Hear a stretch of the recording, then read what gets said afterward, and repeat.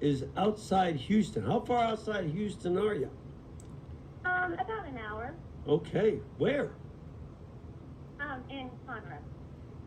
All right. See, now I know where that. Now I know where we're going. Don't know if you're in Katy or someplace. All right, what you got? So I have an older son who's been away from the church from a number of years. Mm-hmm. He's met a very nice young girl, Protestant girl, and is planning to get married outside of the church. Mm-hmm. I understand that the marriage will be invalid because he's a baptized and confirmed Catholic. Mm-hmm. I'm wondering if it will be, or if it would be sinful for the rest of our family to attend this sermon. These are difficult situations, and here's one of the things that the more and more we have this, he hasn't been practicing the faith in a while, right,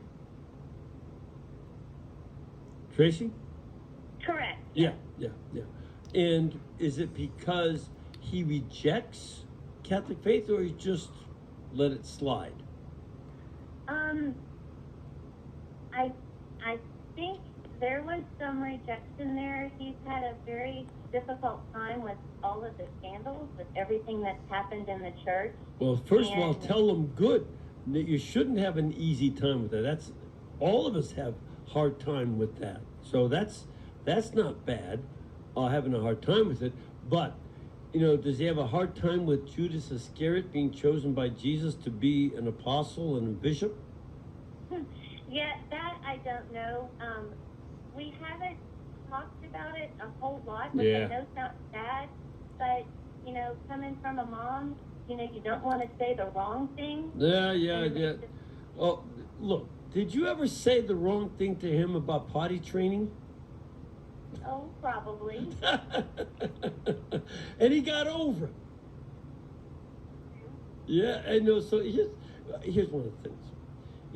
These are very important discussions, and it would be important. And here's where I think more and more that there are some of these situations where if the persons involved are trying to get you to approve of them doing something contrary to our faith, then I stay clear 100%. If there is, on the other hand, this other kind of confusion, such as I think your son might have, he actually had, the scandals were terrible. And, but at the same time, you may want to get, I had a guest on, I don't know if you saw him, Bill Donahue, who has a new book out about the pre-scandal. We have it at our religious catalog. And quite frankly, the Catholic Church has done more and has done the best job of coping with this crisis. Unlike the public schools have continued to do an ever worsening job of confronting this problem, which was, even in the 90s, it was 3 times as rampant among public school teachers as it was among Catholic clergy. And it was 290,000 cases in public schools just in the 90s. And it's magnitudes as opposed to 11,000 cases over 52 years. You need to get Bill's book and maybe give that to your son. Have a good discussion about it, because all of us need to be aware of what's really going on.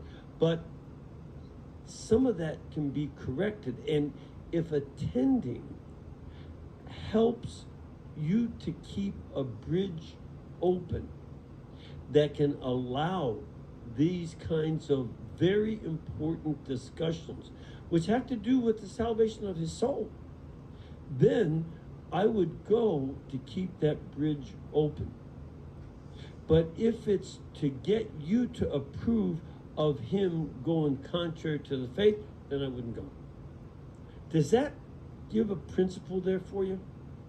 I think so. I think it gives us something to have that discussion with him about his father Exactly. and I. Exactly. No, and say, look, we are Catholic and we are committed to the faith, and this tears at us. Now, do you like the girl? Yes, he's Yeah. very. Yeah. So tell her, I love your fiance. But this is where we have our own moral issues. You have your moral issues, we have ours too. Let's talk about that. And not just pretend that it's not there. That's not good. Does that make sense? Yes, it does. Yes. All right. Good. Thank you very much for calling. All right, let us go to